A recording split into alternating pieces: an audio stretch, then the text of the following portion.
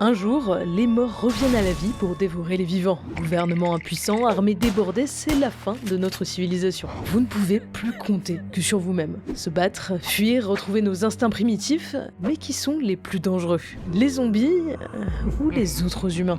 Tu penses être prête en ayant juste regardé The Walking Dead ou joué à The Last of Us? Mais les histoires de zombies te donnent plein de fausses idées. Tu me crois pas? Ok, on va voir comment survivre à une apocalypse zombie. Les zombies attaquent. Dans les films, les héros sont toujours contraints de quitter leur maison pour fuir la menace. Surtout pas. Pourquoi? Les survivalistes sont clairs. Ce qui compte, c'est pas l'apocalypse, mais comment on s'y prépare. Faire un stock de provisions, apprendre à créer tes propres ressources, quitte à être autosuffisant, protéger ta maison, et dans ce cas, on a tout à portée de main. Donc, on va pas partir maintenant. Dans ce cas, barricade les portes et les fenêtres avec des planches. En gros, tu vas juste revivre le confinement. Comme dans La nuit a dévoré le monde, où le gars reste coincé dans un appart. Si tu sors pas, t'as moins de chances de te faire contaminer, et donc tu limites la crise. Après, t'es pas forcément safe. Dans Rec, l'apocalypse commence bien dans un immeuble en quarantaine. Assure-toi d'avoir toujours une issue de secours, fenêtre ou toit par exemple. Faut attendre les instructions et rester informé, avec la radio, la télé ou ton téléphone. C'est ce qui permet aux héros, dans la nuit des morts vivants, de survivre aussi longtemps. Mais je sais ce que les gens veulent. Un vrai effondrement, plus personne pour te dire quoi faire. Si on doit fuir, il nous faut un kit de survie. Le site du gouvernement a fait une liste qui permet de tenir au moins 72 heures. Médicaments et trousses de secours, outils de base, couteau suisse, lampe torche ou briquet, radio à pile, chargeur, vêtements et couvertures, documents importants, et de l'argent. Ensuite, faut préparer un plan d'évacuation à l'avance. Repérer les sorties de secours, plusieurs routes pour quitter la ville, fixer un point de rendez-vous avec tes proches. En temps normal, les secours ouvraient des couloirs d'évacuation, mais là, on va dire qu'ils se sont tous fait manger. Selon où tu habites, se mettre à l'abri va être plus ou moins facile. Des études ont classé les zones selon la vulnérabilité en cas d'épidémie, les cachettes possibles, l'approvisionnement, la sécurité et la mobilité. Les grandes villes sont largement déconseillées. En France, Paris et ses alentours sont très mal classés, et si tu veux absolument partir, évite la voiture. On l'a vu pendant le Covid, ça crée des embouteillages, avec des zombies, ça va être le chaos, comme dans World War Z.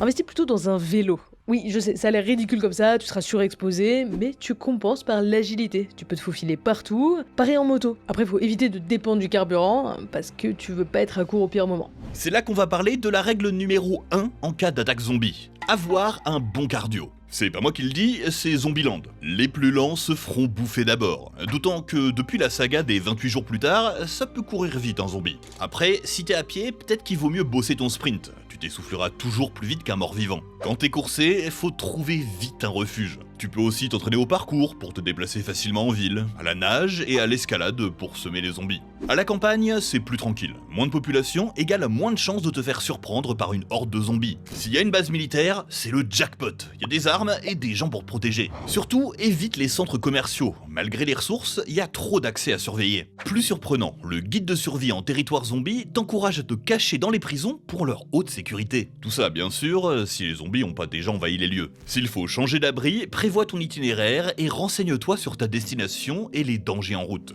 D'autres iront s'isoler en pleine mer parce que les zombies savent pas nager, ou en hauteur parce qu'ils peuvent pas grimper. Pourtant, dans Lord of the Dead, ils traversent une rivière en marchant au fond. Et dans World War Z, ils s'entassent pour passer un mur. En fait, tout dépend du type de zombie. Dans notre monde, ce qui ressemble le plus à un paysage apocalyptique, c'est Internet.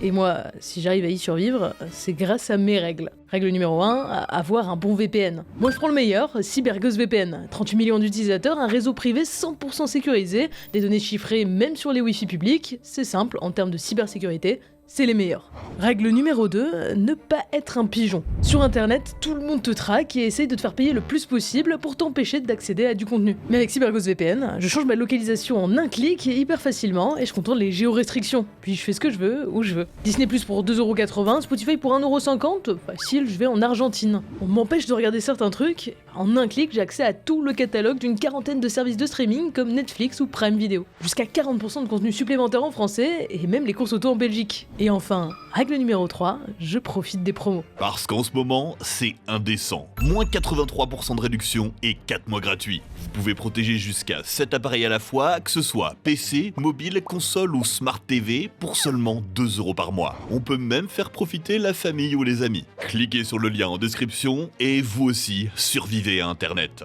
Comment tuer un zombie? La fiction ne nous aide pas. On a tout. Des enragés à la 28 jours plus tard qui transmettent leurs conditions par morsure, sans salive, etc.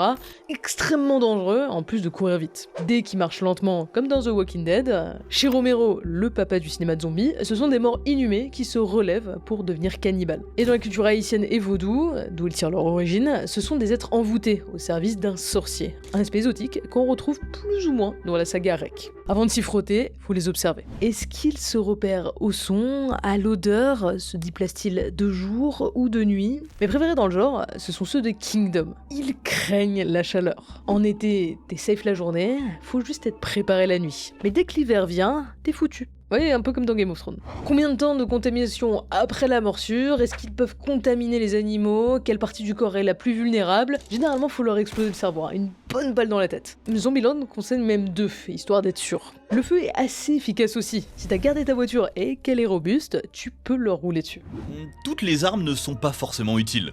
Si la morsure est contagieuse, évite le corps à corps au couteau ou à la tronçonneuse. La pire arme, hein. Badass, mais sans plus. Privilégie les longues distances avec une fourche, un marteau ou des pistolets. Mais s'il se repère au son, un coup de feu peut te faire repérer. Dans ce cas, exploite ça en créant des leurres auditifs, par exemple pour nettoyer une zone que tu veux traverser. Et l'arc dans tout ça.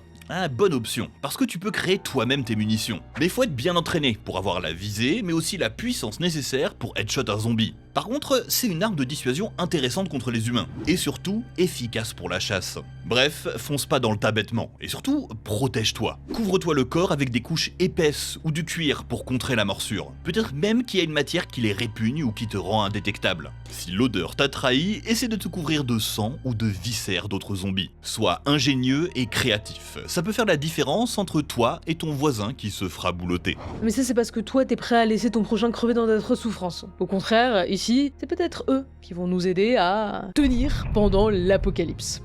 L'homme est un loup pour l'homme, c'est un peu la base du film de zombies où tout le monde, sauf le héros, devient violent et égoïste. On retourne à notre état naturel, un gros mythe. En vrai, les experts disent plutôt qu'en cas de catastrophe naturelle par exemple, c'est l'entraide qui prédomine. On l'a vu à Mayotte récemment, des écoles réquisitionnées pour servir de refuge, des locaux qui s'impliquent pour pallier les aides insuffisantes comme acheter ou cuisiner de la nourriture pour la distribuer. Ça n'empêche pas bien sûr d'avoir des personnes mal intentionnées qui en profitent. Voilà, pense au confinement. Oui, il y a eu des dérives et des gens pas cool, mais on a quand même eu des élans de solidarité. Sans la société, on est tous des barbares. Et ben au contraire, on recrée des communautés, on partage les ressources, on se soutient, parce qu'il faut survivre. Mais le facteur zombie contredit peut-être ça. Des humains se mettent à tuer d'autres humains, ça pousserait à la méfiance et à l'hostilité. Après, souvent dans le film, les héros veulent rejoindre des groupes de survivants, parce que seul dans la nature, tu peux pas tenir. T'es plus vulnérable, constamment en alerte, et y a peut-être des trucs que tu sais pas faire. Même dans The Last of Us, ils sont 2, c'est le minimum. À la limite, si les animaux peuvent pas être contaminés, prends au moins un chien de garde. Il peut te défendre contre un autre humain et prévenir de la présence de zombies.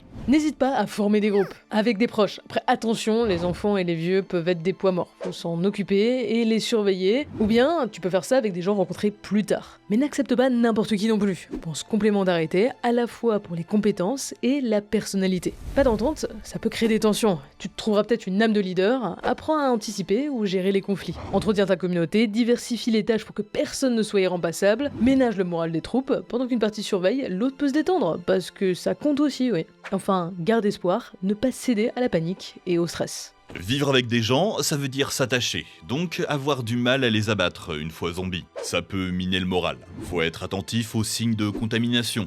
Dormir porte fermée, faire des rondes, l'appel tous les matins, examen médical complet. Si vraiment tuer tes proches c'est trop dur, mets-les en quarantaine avec une chaîne et une muselière. Risqué, mais peut-être qu'un jour on aura le moyen de les guérir. En plus, peut-être qu'il finira pas zombie. En cas d'épidémie, il peut aussi y avoir des porteurs sains. De la prudence, mais pas de paranoïa. Ça peut paraître fou, mais les États-Unis ont mis au point un plan en cas d'invasion zombie. Alors, c'est pas destiné à être appliqué, c'est plus un exercice hypothétique pour former leurs troupes à toute menace, même les plus absurdes. C'est tenu secret, mais apparemment ça décrirait les différents types de zombies. Végétariens, magiques, venus de l'espace, même des poulets. Et surtout, leur recommandation phare, aider à ce que les choses reviennent à la normale. Si t'es pas scientifique, le mieux que tu puisses faire, c'est survivre en attendant que la situation s'améliore. Comment mettre fin à l'apocalypse zombie ? Dans les films, les héros peuvent parfois survivre des années, mais selon l'université d'Ottawa, on n'aura pas tout ce temps. À l'aide d'une simulation mathématique, on a déterminé comment se déroulerait une apocalypse. Dans ce scénario, les zombies sont à la fois des infectés et des morts qui ressuscitent. On est bien dans le pétrin. 3 réponses possibles. 1. La quarantaine, qui ne fait que ralentir l'inévitable, notre extinction. 2. Le traitement, qui ici guérit de la zombification mais n'immunise pas, ça permet juste de stabiliser la situation. 3. Des raids de massacre bien agressifs pour se débarrasser des zombies. La solution la plus efficace à condition de bien gérer les ressources humaines, armes, munitions, matériel, nourriture. Ottawa préconise de faire vite, sinon les zombies finiront bien par nous surpasser en nombre. Quelques jours seulement pour agir.